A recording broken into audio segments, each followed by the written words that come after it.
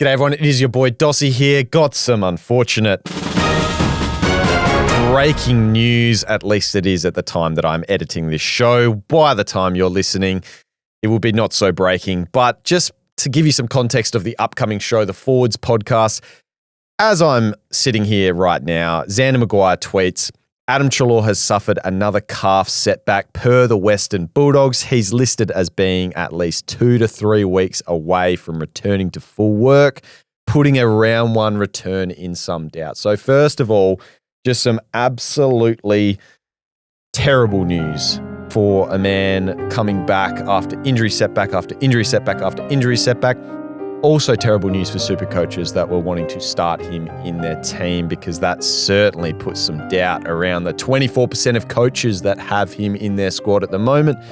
Now, just take this as a bit of grain of salt towards the episode that you're about to listen. Obviously, this information was not on hand when we were recording. Unfortunately, Adam Treloar, the discussions around him, I think we covered it pretty well, though. The injury concerns, maybe just bump him down a little bit and consider not starting with Adam Treloar now, and keep an eye on any news updates. Remember to join the Lair League, though, 128532, and enjoy the show.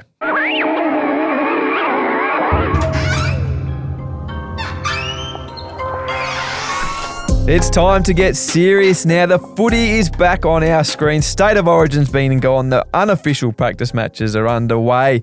And we are looking forward here in SuperCoach, in the Phantoms Lair. It is the Forwards edition of our position shows for 2026. And we've got a bit of change here in the Lair, in the lineup. Some controversy, which makes for a good show. He's back for his second appearance on the show. Daddsy, Charlie, Dads, welcome back to the Lair. Now, you've taken a few hits since that show, but you're back. I have. And I was surprised to hear them. Thanks for the applause, Chief. This feels great. This feels awesome. This feels justified. A couple of weeks out of the lineup and absolutely just wearing the hits that were coming my way from 5 names. A little hip and shoulder in the corridor of the office not too long ago. Look, things are tense. They're really tense. But, you were good on the show, but he needed it. He's been in career best form since you gave him a kick up the arse he needed to. He needed to perform, and he did, but we're not sure where he is right now. No. Working somewhere, he says, but he could barge in at any time. No idea, there is no guarantee that he won't do that and take you off his own seat. He's not happy. Good to have you back. Cheers. Good to be back. Chief? Yep. Chihuahua? Chief Chihuahua's back. We're not keeping that name, by the way.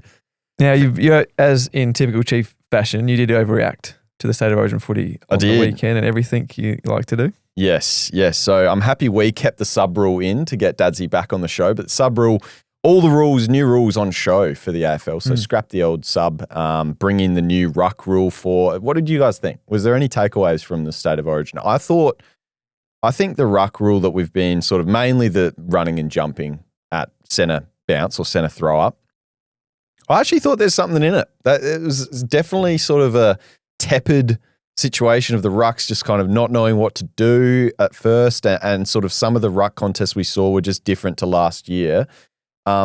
I think it will certainly have an impact and also around the ground, but we did see some of the scores as well out of this, and maybe we'll discuss those a little bit. But any takeaways from you from State of Origin? We can't take a heap out of it, I understand. I don't think you can. No. All I'll say about it is I don't think you can put any weight on the ruck scores. No. You can. I mean, you might be able to, look at Dacos's 133 and go, yeah, lock. Yeah. But I think the rucks, the top score from a ruck was 58, and that was Gorney. They were splitting duties. Yep. It was a pretty free-flowing game. There weren't many stoppages. I don't look at that, and that doesn't concern me that much. No, not at all. And I mean, the time on ground factor as well, like to your point, they were splitting duties, and we saw, so the top time on ground was 68% for Max Gawn there. And then, a player like Tim English, who on the stat sheet scored 30 SuperCoach points. If you do want to see the full list of SuperCoach points, we've got them up on Code Sports. But Tim English, 57% time on ground, like basically half a game. Tristan Sherry scored a 56, but he only played as well 53% time on ground. And this is ruck sharing, doing all this sort of stuff. And also to Luke Jackson's score, 57 SuperCoach points he scored.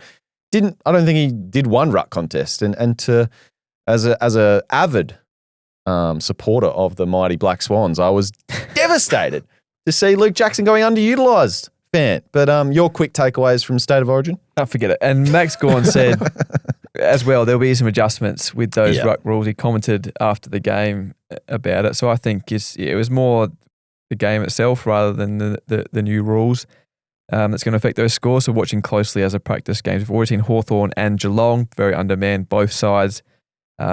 That time recording and waiting for the rest of those games. We'll find out more again as we get into the AME Community Series. But in terms of specific numbers, we know these guys can play. Yeah, Nick Dacos is going to do that when he's running around by himself. So 133 Supercoach points for Dacos. Another like Bont turned up, looked amazing. Zach Butters. I think all the names that we sort of thought would dominate from a Supercoach perspective, certainly. But pretty good. Tim English outside my top 5 in the rucks, 30 points for him. So justified, Fan. All right, well, Phantom, we are going through our forwards this show, but just quickly off the top, we haven't covered a heap of sort of news as we go along, but a pretty big one out of GWS, which could sort of shake up their midfield mix. Tom Green going down with the ACL, super unfortunate for him. And also we sort of found out that Finn Callahan might be out for he is out for a couple of weeks dealing with a hip flexor. So whether his fitness is right for the early season is now in question. Should be good to go though, we think, Fan? Yep, he told Lockie McCurdy of Code Sports in the afternoon after that injury news came out that he is hopeful of being ready for the opening round clash. So we know Supercoach doesn't start till the week after as well. So obviously we'd love to see him in opening round, but to pick him, we don't need to see him either in opening round. Yeah. So anyway, could shake up the midfield mix. Maybe a few options, maybe up forward that we could discuss today, but with plenty to get through in this show. But as we have started out with all of our positional podcasts, the last of the positional podcast, the forward podcast today, we're looking at the starting structure and strategy from last year's winner. Now, Phantom, you've been sort of having a go in a funny way that haven't nailed too many lines, the winner from last year, which does highlight the fact that, look, it is a trading game at the end of the day, as well as we do like to get our starting teams as good as we can. But the forward line was okay. I'd say it was okay here. So we've got, these are the forwards that last year's winner started with, just to get an idea of structure. Jason Horne-Francis was F1, and that was paying $540K last season. Isaac Rankin, F2, low 500s. We had Jack McRae at a bargain price of $390K last season, and then Baz Lenker in at F4. He was also cheap, as we know, last season, $389K. Caleb Daniel was super cheap in the $200K bracket. Yep. And then Sam Powell-Pepper was in at F6. So only one rookie on field there really in forward line. And then Isaac Kako and Ben Patton lined up on the forward line bench. With at flex, I just thought I'd mention as well, Sam Davidson in as a forward mid in at flex as well. So any thoughts on the lineup there, Daddsy? So we've got basically two players you'd classify in the premium bracket, and then a couple of sort of mid prices, and then one cheapie into a rookie as well. It's honestly not, and I was a bit surprised seeing it because it's not too dissimilar to what I'm running with at the moment. Yeah. Everyone's got Sheezel as that premium forward, but then, there's that potential, I'm still floating with Cozzy Pickett. He's that kind of cheap-ish premium that with an increased role and increased CBAs, he could have that Rankin-like season. And then there's also the underpriced premiums of Flanders, Treloar, and then you go into the cheaper ones like Daniel. It could be a Jamara. Who knows? Sam Powell-Pepper. Yeah, there are some certain similarities, I think, from between this year and last year in the forward line. Mainly, I think there's lots of differences in other lines of our ground, but yeah, the forward line does look a little bit similar. But let's find out who the Phantom thinks.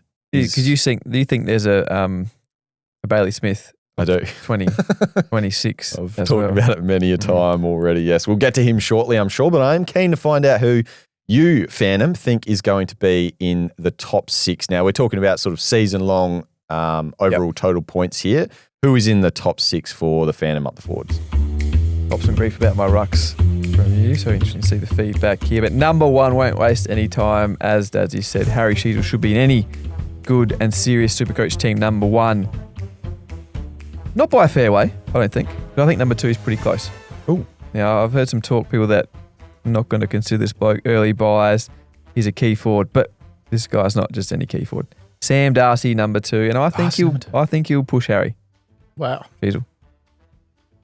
Not to number 1, but he won't be as far. He'll be well and truly into the 3 figures. I think Sam Dossy. Okay. No. Speaking about unders in the State of Origin, 46 absolutely blanketed in the State of Origin. Much like your man Tim English outside the top 5, but you've got him at number 2. Anyway, go on. Number 2. Yep. Number 3, a bit harder, I feel, after this. Things could go a few different ways. Christian Petrarca, number 3. We need to learn a bit more and see a bit more of exactly how he's going to fit up a bit into their mix up there on the Gold Coast, but still too good a player not to feature in the top 3 or 4 in that SuperCoach forward-line pool that we've got this year. So midfield forward, if not all of a sudden going to be a first choice in that on-ball mix ahead of Rowell and Anderson, but we've seen how good he is forward of centre as well to score well enough even without that. So number 3, Christian Petrarca. Number 4, the Bailey Smith of 2026 apparently, Sam Flanders. Dossy. Yep. He's just not as good. Can't say not that good. We saw when Sam Flanders put that huge season together a couple of years ago, was playing across halfback, winning a lot of easy ball, distributing and setting up play. We love to see in SuperCoach. Yep. We know he can do it in the midfield, but we just want to see him do it consistently in the midfield. So we're still to learn that if he can fit into that midfield mix, or whether he does push across halfback and what he does, and if he can score at a high level consistently at the Saints. So he could push up higher. I'll give you that. But thank you. At the moment, number 4, I think. So from just quickly on Flanders, I know I've done a lot of Flanders talk this preseason, but did jump on the coaches panel. Did that 50 most relevant this year. Up in the big names, top 5 there. But I did do some research on Flanders specifically, and with 40% plus centre bounces, which is what we kind of think he's heading towards a role, probably much more than that. You'd hope as well if you were Flanders, but with 15 games sample size. No kick-ins, in games with no kick-ins and more than 40% centre bounces, he averaged 108 SuperCoach points. And I do think that that's sort of what we could be looking at here, Phantom. So 108. Yep. Touch overs, I think, mine. But good numbers there. Well, you've got him 4th, so clearly. Number 5? Yep. Now, a lot has to go right for this bloke to finish number 5. But if he plays close to a full season in the midfield, Mateus Filippo. Number 5. Now that shows what sort of bargain he is at 168k. Dare I say, that's hot. We're not a vanilla show here. Well, at least on this side of the couch. I love Filippo. Putting him top, 5th overall. I love it. I love the optimism, and I'm all about it if it comes to fruition. He can average 3 figures if he plays, stays fit, and plays in the middle. So you've got, I think, Naz, TDK, and Flanders and Poe all in your top sort of the line. I'm still a bit worried about Flanders. But Saints flag. Okay, yeah. That's what I'm hearing. Yeah. All right, round out your top 6, fan. Now, this guy's going to miss the first 2 games. So he would have to make it up in total points. Maybe a couple other guys do miss as well. In average, I think it might probably be higher than this. I think he still might make up some ground to get on the edges of that top 6. Isaac Rankin from the Crows to finish as number 6 scorer in SuperCoach in the 4 line, despite missing the first couple of games. Still 8% owned for any coach out there that is not aware. Suspended from last year, carrying over that suspension. So, I mean, for those 8% of coaches, Phantom, is there any way you could start with him on the bench? Like, is this just people not realising that? I think so. Yeah. But I think anywhere, the top 4, below that, there's a group of names that could finish in any order. Mm-hmm. You guys are going to mention them soon, but Cozzy, as Daddsy said, is pretty close. I like Sean Manor from the Cats, who know he's a big numbers man. So can he take another step, potentially be in that top 10? Joel Fraser, Joshua Shelley, even Dramara, Adam Treloar. There's a few names that fit into that next group. It's hard to place, but that's what I've got for now. Yeah, let's touch on, and first of all, Daddsy, any controversial takes there, do you think, in the top 6, other than the hot take of Mateus at number 5, ahead of Rankin? I mean, we do know that's total points, so he's got 2 games ahead of him. But Mateus was the one that jumped out at me. Look, I'm not gonna go against you there. You've convinced me that he's going to be a top 6 forward, but I heard that. I was a bit surprised. Yeah. I was a bit surprised because, as you said, a lot has to go right for that to happen. Whether he can get to triple figures, I don't know. Even when we saw, was it last year or the year before, he had that CBA role for like a brief stint. Yeah, it was the year before. It was very patchy. It was patchy scoring.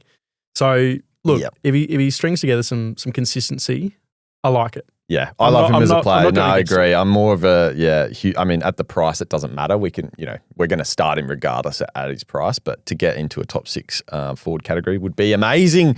Phantom. Some other names though. So we're looking just to be devil's advocate because we have, I mean, we've gone pretty hot. You might have seen a few quote cards out there, Daddsy, lately with the ruck segment, which, that popped off a pretty hot take. And as I said as we said on the post, just could age very poorly on our Tristan Sherry take. But Harry Sheezel's 70% owned. 70% owned. Is there any world in which you go against him to start your team? Now, we've had arguments against Naz, and, I think we all I think some of us landed on fading him. I'm probably more on starting him. And then Sherry, you could have the same argument. Same with Bon or any of these expensive players. But she's at 70%. Doss, it should be 100%. Yeah. Okay. Should be 100. Mm-hmm. In terms of top level premiums. Yeah. I'm with you guys. I don't think we can. The little clamshell wading pool I've got for my kids at home is deeper than the forward line pool in 2026 when we're talking premiums at the top level. So there's not enough to go on that.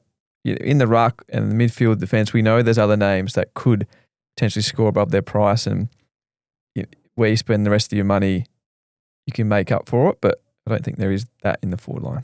Now we're just going to touch on the other sort of highly owned premium. So Christian Petrarca at 41%, as you said in your top 3 there, Fan. Any issue with the early buy? Just, with Petrarca, very early buy. I think he plays. It's not in my team. Round 2, is it, or 3? I think it's. Let me have a look. Not in my team, but again, by the end of the year, I think just too good not to.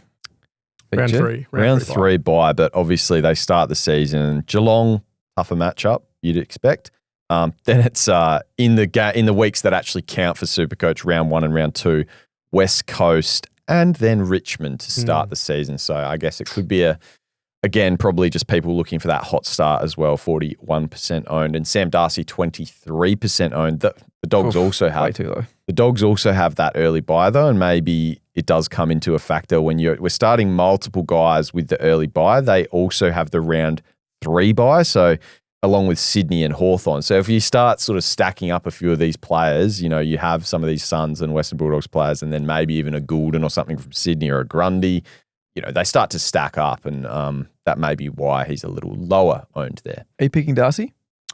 No, he's been in a couple drafts. Why not? Or just out of interest, there's nothing against him. It's just the way I see it is if you're going to pick from that buy, it's got to be Bont or Rowell or both. And then I think if you're picking both of them, which I think everyone should be, or at least considering, I don't think you can then pick Petrarca and Darcy. Okay. I think the positive output that you get from Rowell and Bont far outweighs picking Track and Darcy. He makes a good argument there. Yeah, very, very good argument. You still got him, Darcy, Chief? I don't have Darcy in my 8,000th version of the squad at the moment. Can't keep up. No. Got Cooper Duff Tyler at F2. Oh, yeah. After the Inter Club. Woo. What was it, 5 snags? 3 in the first quarter. Oh, tell me more. So another couple of players. Now, we know you were super high, Daddsy, on Cozzy Pickett in our when we built our team all together on your last glorious appearance on the show. Yep. 17% owned. Sell us on Cozzy. Well, that's risen a bit, I reckon. Yeah. And I reckon on that show. That's the influence. Might be your influence, yeah. I reckon on that show he was maybe like 10%. Yeah. Around that. It's good to see that he's up to 17%. And Chief, we had a little chat at my desk earlier this week or late last week. Yeah. But there are that many holes or spaces in that Melbourne midfield that, and we agreed, you've got to pick one, Steele, Cozzy, Langford, Windsor. Yeah. You've got to pick one, but I think you can definitely pick 2. And I think Cozzy is that X-factor midfield player that they need in that midfield group this year. Yeah. And Can't pick Jack Steele. He's so electric in there, but yeah. It'd be one, is a fascinating sort of thing. with him as well. And I mean, State of Origin is State of Origin. I think he sort of started hot and tapered away, 36 Supercoach points. Not sure on the time on ground and stuff there, but sort of I still have my doubts as to, as we mentioned on that show, as to how much he can accumulate, and also him being clearly now, I would say, the number one tag target for opposition teams to shut down Melbourne would be Cozzy. But yeah, I don't have any questions on his ceiling. And like you said, I think we don't have to, but looking at that Melbourne midfield and the value, given they've lost literally their entire starting midfield out of Oliver, Petrarca, and now Viney out injured. Yeah, I think there's some serious value there. Let's talk about some other names just quickly. So after that ownership, these are just premiums we're talking about right now. It goes down to Rankin at 8%, like we said, maybe jump off him to start the season. Then it goes way down to Zach Bailey at 3%, Thilthorpe 2%, and Toby Green at 2% owned. So clearly some vanilla forward lines, and I don't think there's necessarily anything wrong with that. The winning team structure from last year, I feel like a lot of people rolled with a similar one. So perhaps it's just our vanilla essence, as I think you put it last show, Daddsy. But we want to get a bit outside. Quick, just got a live breaking news here. We need the bear of breaking news sting. But 5 names, just messaged the group chat. Heading back now. Oh, boy. And he's put a gif of the Will Smith slapping Chris Rock in the chat, me walking into the studio. Well, the door is locked, so he'll have to break down the door. Gee, this next segment better be good. Yeah, we're getting so unique names with 5 names is out the door. We've got Dadsy's Diamonds coming in. Daddy's Diamonds. You wrote it wrong. I did on the Daddy's Diamonds. Daddy's Diamonds. Take it away. Who you got, Daddy? All right. So this is under 10%, obviously unique, hot ownership. Starting off, Joel Frazier. Which I love. I think he's built for that third year breakout. And we've seen clips as of, a month ago, if not earlier, in that starting Bulldogs midfield, doing a little internal match him alongside Bont, alongside Ed Richards, Joel Frazier, Mini Bont. Yep. Yeah, I do love it. Mini Bont. So I love it, yep. He'd be my number one unique. And yeah, he's potentially in my side right now. Yeah, no, I like it. Taking him over Sam Darcy there, Fent. Oof, that's a big call. Would you though? No. Okay. I like him. I love it as a breakout. He's one of those names that fits into that top 10. Yeah, especially, I think we might talk, there's a name in the mid-price bracket that, maybe does he get shuffled out of this midfield coming forward now? He missed last season, Treloar, but does Frazier sort of become that guy going forward for the Dogs? And does we've seen Libba sort of mixing it up in different positions. Does Frazier become the guy there? And does Mini Bont elevate to medium Bont? I think so. Well, the prediction show, I put Treloar as the burn man, the guy he can't go near, stand by that. Injured again. Guy's going to go past him. Don't think you can put your money there. Okay. Number 2. I've got a few. I'll roll through them. Yep. Max Hall from the Saints. Pew. 1%. So, dare I say, super pod. That is super pod. Yeah. What's the argument there? Do you think with, Saints have a pretty loaded midfield, you just think he takes his game to another level up forward, or is he going to roll through the stoppages? Well, a 75 average in his first year of AFL footy, obviously a mature age pick. So, we do factor that in. He's had some experience playing against the bigger bodies. But can I rattle off this scoring? Go ahead. Post-buy, as of round 16 last year. Look at the research here. Yep. When he moved a bit into the guts. Upgrade. Okay. He did get an increase in CBAs last year. Okay. By all reports, he's dominating on the track this year. All right. Round 16, 120, 144, 89, 77, 102, dropped with a 66, but then a 90, 82, 73. That's a first year AFL player with a little uptick in CBAs. We're talking a lot about a Tom McCarthy similar sort of situation. Comes in hot mid-season draftee, but calm down. Holy first season. That's a hot ending. We'll see. I think a big watch on the Amy Community Series just to see how that midfield rotation goes. But I think at the moment, at just a tad over 400K, if he does get that rise in CBAs, potentially average 90. Ooh. Yeah. Wow. That was Daddy's Diamonds. Yes. I've got a few more. You've got to close him off here. I'm not going to make arguments for these guys. Five names promised he had the biggest pod, the best pod he's had all year on this show. So I'm hoping it's just one of these same, and then he can't claim it. Well, that's true. Connor McDonald. Yep. I think Sam Mitchell's been playing a bit of mind games lately. Yeah, okay. Saying that he's been training as a midfielder, but he's going to play forward. I'm not buying that. I think he is a midfielder. I think the Hawks need him in the midfield. I'm a Hawks fan. I watched the practice game against the Cats. At 20 kicks. 20 kicks. Team high. That's big. Yep. That's big. He loves a score involvement as well. And he loves getting on the scoreboard with a goal. So Connor McDonald, Joshua Shelley, we've spoken about a bit. So don't need to go into any more detail with that. Only caveat with picking him is I just want to see how the mix goes with Rankin. Whether it's a 50-50 split and they come in, one goes forward, one stays in the guts. And they're that burst, that stoppage type player that they just kind of rotate between themselves. And then my last one, Brent Daniels. Yeah. Just a tick over 300K. Pew. Tom Green out. Yeah. Finn Callahan coming in with under an injury cloud, whether that lingers in the season. But Brent Daniels, he could play a little role. And his was like a weird injury last year, wasn't it? It was like an abdominal or something. Yeah. I remember it being not your sort of standard like lower body. I swear it was like an abdominal issue or something that Brent Daniels had. But the year before, he also had a near 200-point score.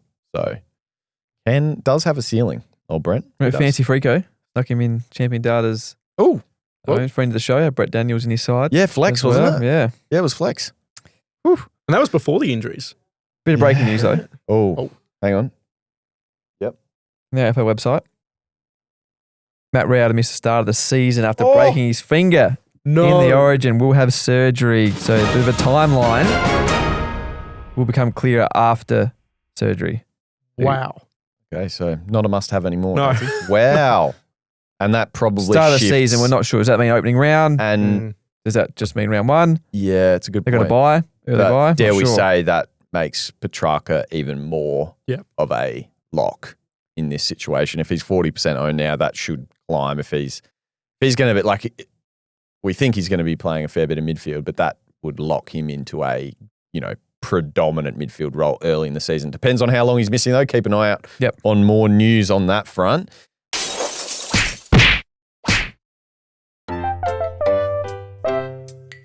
What is going on? This is unbelievable. Look at this bloke.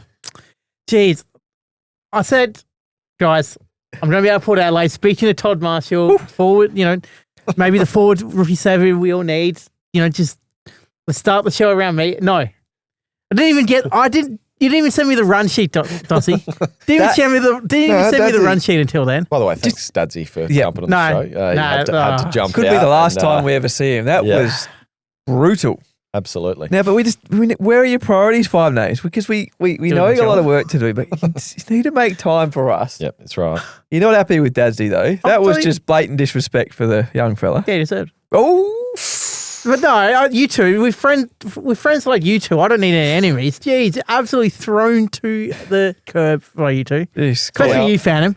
Now you actually you've not been. I know you were outside before you busted in here, Sim, but you haven't heard any of the new segment. Great new segment, actually, Phantom. Yeah, Daddy's Diamonds. Oh yeah, Daddies. Now, oh god, as we've mentioned before, you promised us the world's greatest pod. Well, no, the biggest my point of favourite difference pod. in the history of SuperCoach. Yeah. Dadsy's given us a few Daddy's Diamonds. Yeah. Who is your pod for a quick, unique names with 5 names? The other team. I'm not. I used to leave hold off on the. We'll hold off on the pew pew until I hear it. Really? Wow. Really? We're going to work out if you're copying Daddsy or not. All right. Get in there. Joel Frazier. Oh no! That was Dadsy's first choice, but no, we like it. We know he's. Yeah, no, he actually copied me. Ooh. Yeah, I reckon I'm calling plagiarism on this. Well, you've been thinking about this for a while. Did you have a second, or was that it? No, that was it. I'm done all in. Is he in your team? Yeah, he's in my team. Nice. Okay, well that is an upgrade. He's in my team. Yeah. Daddsy wasn't quite. I don't think it was quite in there for Daddsy. Took the Dossy side of things, just he's throw out blokes and not pick them. He's in my team. Very good. Okay, what was the reasoning?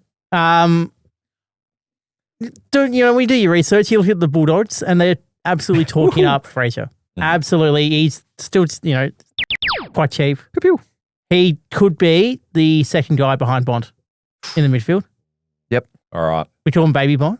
He could be. You guys are the same person, aren't you? No. Being who? Yeah. Showdown. Yeah, but Timu Daddsy. I generally my side for you, Doss. Oh, is Put that him happening? down. No, I wouldn't. I wouldn't do that to Dossy. But Fan him, though. how's Todd Marshall going? Caught up with a great good. man. Yeah, good. Is he- That's it. Now, defence, they're locked in. Yeah, well, that's going to be his role for the year. He hasn't been told anything different. Like it. All right. Very good. Well, let's get into Dossy's mid-price power rankings. Then we'll talk about some cheap options and the rookies as well. Phantom, you've got your Fance Farm coming up still as well, your top rookies to choose from. Yep. A few more segments here and then we'll wrap up as well. My mid-price power rankings, the top, got 5, but I've put 10. There's so many mid-price power rankings in the forward line. There's just so many you can choose from. Now, whether or not you want to pick any of these guys on your team, you be the judge. My number one, though, it is clear, it is obvious. We've mentioned him already. Sam Flanders, 396K. Lock him away. He's 62% owned. Number 2, though, and agreeing with Daddy's Diamonds, and of course 5 names here as well, I have Joel Frazier at number 2. This is maybe considered a hot take. It just seems like maybe we're all in the same thoughts here, but it's a hot take perhaps. But my second favourite mid-price in that bracket, 5% owned Joel Frazier. Can he graduate from baby Bont, mini Bont, to medium Bont? Yeah. Dossy's called it a hot take after 2 other blokes have already mentioned him. How He's sitting at number 2. He's going to edit himself in front. what price range are we considering you guys at Dossy? Like, what's the absolute higher limit for your mid-price? For mid-price, I'd say, I cheated on a couple of previous podcasts, but I'd say like 500K. With like all right. There is one that you were missing out on massively. And you know what? Well, that was 2 I've got. Sorry, I might just strap. I could strap, Frazier. Frazier Take the lead. Take the lead. 5 names. Toby Green has to be on there. Nah, not in there. Toby Green's playing midfield. Yeah, not here. Well, he's not. You're reading ahead of my power rankings here. The Chiefs got Brent Daniels ahead of Toby Green. There's no Toby Green in there. I was actually looking at this thing. How is Toby Green not there? How expensive is he? He's 441. Okay. If he actually, he might have to play midfield. He one of the all-time greatest Supercoach scorers as a midfielder. He was. I don't see it happening. He's 32. Is he going to really wind back the clock? I don't know. I tend to agree. It's a nice little throw at the stumps. I don't know. Right down. I mean, I don't mind it. Sorry, not Ryan. Brent Daniels ahead of him. That's Ryan Daniels. Yeah. Okay. Well, let's actually let the listeners know who's in the list first before you read ahead there. Number 3, Sam Lawler. I have at 21%, under 300K. I think if he could shift into more of a midfield role, I was a bit cool on him in some of our earlier podcasts, saying that I thought that with his recent injury as a young player, such an early career with a lot of sort of those soft tissue injuries, I thought maybe they wouldn't risk him to throw him straight back into the guts, but he's clearly worked on that in the offseason, looks to be in great shape and playing through the midfield in a lot of these match sims. So under 300K, he comes in at 3. Number 4, I still have Adam Treloar. Now this may be controversial, especially having Frazier at 2 and then Treloar at 4. 311K, he's 24% owned. I'm just backing in a guy that's done it before, done it in the past, and I don't want to disrespect Treloar too much here. So I still think he can play a forward mid-role. I put a Frazier ahead because I think Frazier can maybe be more of a predominant midfielder. I think Treloar might be more of a forward mid. I'm still putting Treloar in there, despite a hamstring setback as well this preseason. No. I think he should be a bit lower, especially below the next guy, John. Yes, our man. Josh Rochelle, 369K. 369K. He's 8% owned. So, Treloar tripling his ownership at the moment, but Rochelle 8%. Now, tell us what you've seen. Tell us what you've seen from Rochelle. So he has played he's spent a lot of time in the midfield this preseason. Internal trial, he started forward, and Pete Ling came in as a first midfield rotation, but then Rochelle went in there. He played predominantly midfield after that. Yep. So I think, Rochelle, he's there's a little bit of risk involved because, they do like, obviously they do like him as a small forward, but he's going to play more midfield. I think we can, in some ways, he's going to play more midfield. You can lock that in. All right. I'm doing a live shuffle, Van. Wait, I joined on Josh Shelley. Rochelle 4, Treloar 5. Keep going, Treloar can keep going down. But we saw Josh Shelley as a junior as well, players trade in the midfield. He's not going to be a 35-plus guy, but he's going to be a bit, you don't like using this guy's name, so don't quote card me on this, but the way Robbie Gray was as a midfielder, the numbers he sort of put up, the disposals, the score involvements, goal assists, setting up his teammates from the middle of the ground, putting his teammates in a better position. That's what Josh Shelley's going to do. So he could hit, he's not going to get 35, but he could easily get, let's say, 20 disposals, 2 goals. Yeah, and 2 goal assists, 11 score involvements. So was it Big Gaz Lyon doing the Christian Petrarca comparison? So Robbie Gray is your comp Robbie. No, Robbie Gray's numbers. Okay. And also being compared to Toby Green when he was a junior as well. So yeah, interesting. Yeah, I just think there's a lot of hype around Rochelle, and I think the hype's actually real. Seeing out there, I think the breakout is happening in some form. Dan Curtin's out till round 7, 8, 9. So Rochelle should be getting more time. Sam Berry also looked very good in the midfield for them in the internal, but I think Rochelle is going to get more time in the middle. Chief? Yep. If he turns up in the Amy series in the midfield, does that change your mind? I'm not against. No. If he does that, comes out and does that, is that a sort of not a must pick, but it's like, we're going to go there? So cheap. It's cheap.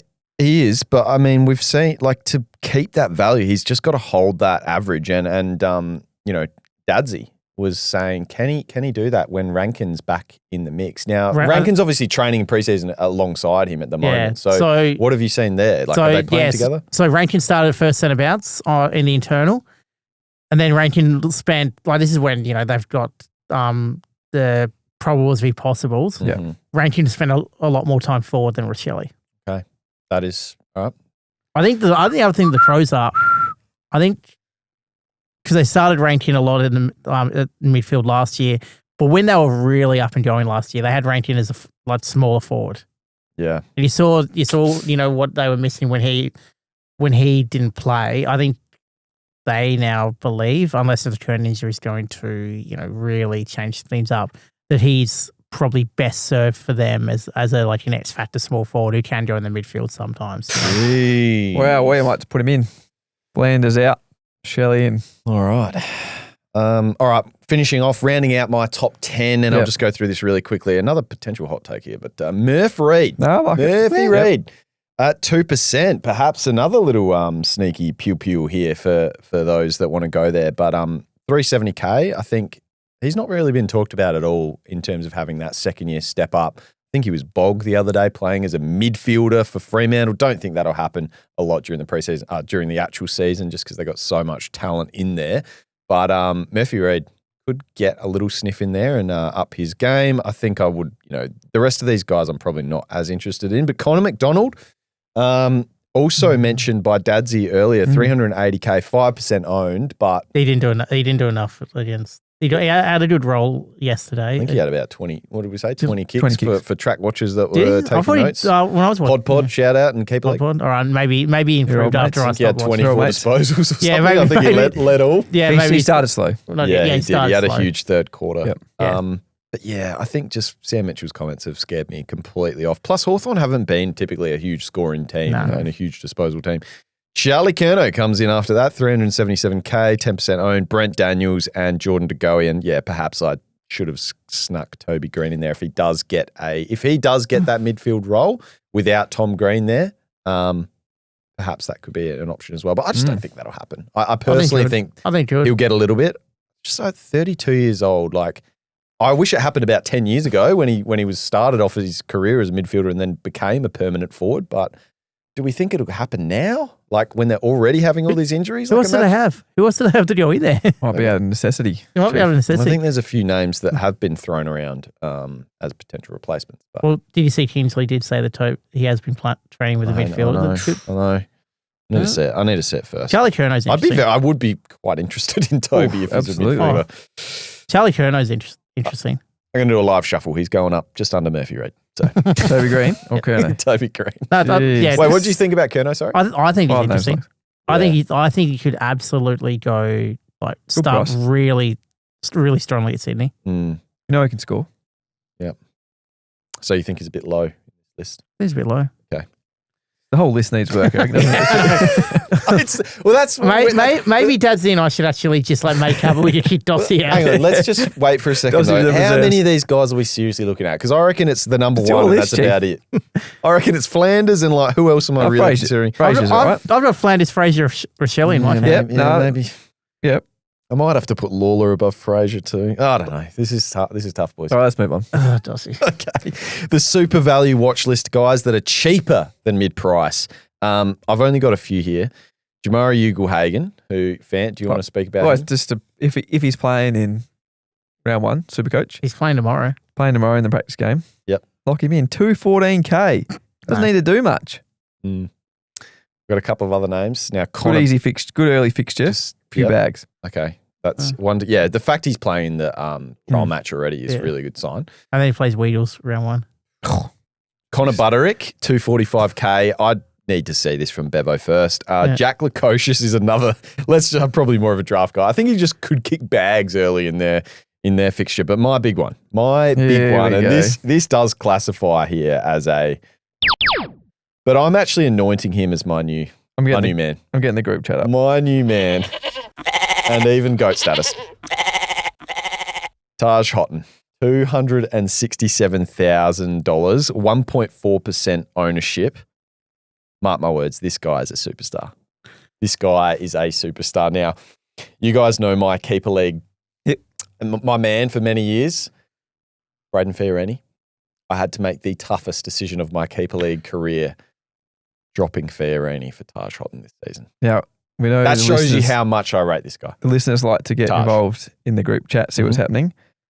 Saturday morning, probably about 10 minutes after Richmond released the footage of Taj Houghton, doing a nice little spin out, kicking to his teammate. Best on ground hitting playing midfield. Best on hitting a ground playing target. midfield at Richmond's recent intra-club. Best on ground. This is Dossy. 4 messages. Dossy made a cutthroat deadline move to keep Taj Houghton over Fiorini's keeper.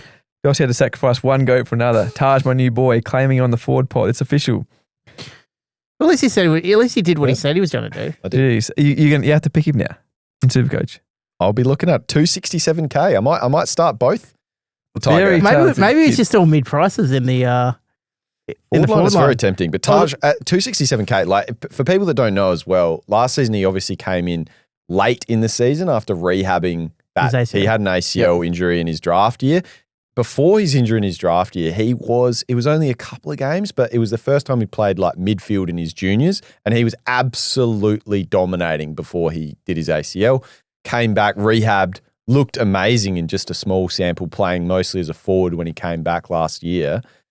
And preseason, straight in the guts already. This guy, just watch out. Taj Houghton, Mark Dossy's We better words. pick him because Big one. can't go back on this one. All right. It's Fance Farm. Let's talk about some rookies to choose in the forward line. Yep. On Wednesday at Code Sports, my rookie rankings will be up. Here's my top 5 in the forward line quickly. Number 1, obviously, is in the top 6 forwards. Predictions: Mateus Filippo at the price, counts as a rookie, number 1. Number 2, Devon Robinson. Number 2, Devon Robertson. Yep, there we go. Not Mitch Robinson. Number 3, Todd Marshall. 5 names as boy, playing back. Number 4, Tobin Murray, mature ager over at Jeez. the Dockers if Okay. he gets a game. Yep. Basement price, we love that. Sam Butler. Number 5. Sammy at- Butts, can you pay up that Hawks. much? Did he? What happened with him yesterday? I had him didn't- in my first team, and then I've kind of, I don't know. I don't. I think he's going to surprise. I can't fit him in. He's expensive, but I've got him there. I think he's going to make some good money. Okay. Sid Draper, we love to pick, Don't but I don't have him on my side at the moment. Stay I need away. to wait and see there. stay away. This is going to be a slow burn. And then we just need to see if Finn McRae gets a game for the Eagles, then we'd have to pick him. What about? Okay. I mean, Lockie Doverston Yeah. from North. I feel like you're sleeping on him a little bit. Well, it looks like there. he's going to play, definitely. Well, he's going to play. Again, small forward, he's a small could forward. be a classic up and down Supercoach scorer. It could be, but it could start the season. North have a good run to begin with. Yeah. So he's a guy that could score okay early on. Maybe a tiny bit inconsistent, but could have the role, and that's what you Yeah. want. Leo Lombard from the Suns as well. He's a big practice game watch. Can he fit in to that side? eyeing a wing spot in his second season, highly owned at the moment. So I'm Good just looking price. at fandom's Good price. Now, he's top 6 won. forwards. Yeah, I know. They were hot. Don't worry. We've covered that already. What the hell is what? And watch on Lair Lombard. Have you gone mad? All right. I just want to, I reckon that's a pretty solid list there, Fant. So according to those same, thank you to Pod and Keeper League Pod, we had Sam Butler, 12 disposals, 3 marks, 3 tackles, 2 goals, 2 in the match the other Need day. some more. Need some more. Need Just some more? up the ground. Yeah, but that midfield time. no, he's good. Okay. Let's finish off with some draft chat. But first of all, what is our structure at the moment? What are you looking at? 5 right, names at the moment. Let's talk about quickly where we're running in Classic. All right. So Yep. at the moment, because I've actually, I'm sticking to my guns that I've got Fraser in. Yep. Mhm. He's actually really my flex because I'm trying to do something weird there, but I haven't really figured out what to do. So he's there at the moment. I've got Sheezel, Petrarca, Flanders, Rochelle, Apu, and Robertson. Yeah, So- that's very similar. I haven't changed mine either. Sheezel, Darcy, Flanders, Jamara, Filippo, Todd Marshall. Yeah, Todd Marshall's getting Sorry. a bit one that I'm very much considering now. The other one is, surely Petrarca's almost a lock. He's getting close to being a lock. Well, yeah, we had the breaking news mid-show Yeah. about Rowell, and he's certainly up there now. But for me, it's Sheezel, Petrarca, Flanders, but then in comes the GOAT, Taj Robb. Taj at F4. Better stay there. Well done, Dossy. Matthias Filippo and Dev Robb. What about in flex? Do you guys dealing with any forwards there? At the moment, I've got Parrish, who could be a Rochelle, Yeah. but I don't think I brought in Fraser. Fraser's in your flex. I've got Liam Reedy, but Yeah, okay. not happy. Very happy at the moment. We'll see. All right. Speaking about some draft to finish off now, just a quick question overall. If you guys have a draft, We do single have a draft coming up. season draft though here. Yeah. Where does Shees go? Is he potentially a first pick in the draft? Like if you had the first pick, would you be looking at Single Shees? season. Yeah.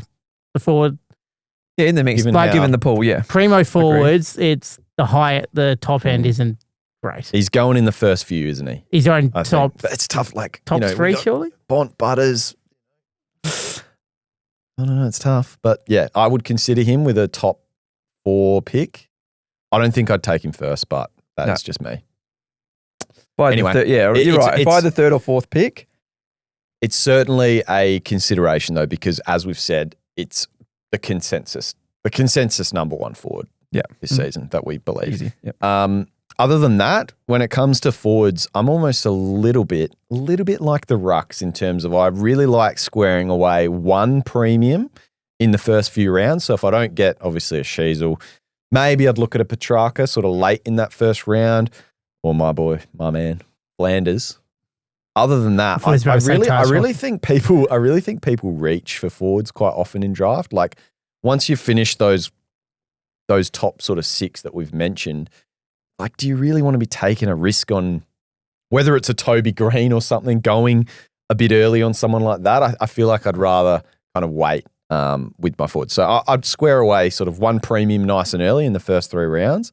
Then if you're lucky and you want to take a second, then I'm sort of waiting. I'm just going towards the end of draft. Now, one thing you can do in the forward line is stream. Now, what I mean by that is just coming up against an easy opposition. You could pick someone up in the pool, in the free agency pool for that week, whether that's streaming against like a West Coast, depending on who's the bad team this year. West Coast probably rising way up the ladder, so maybe don't stream against West Coast this season, but a North, a Richmond, those types of teams that generally give up lots of goals.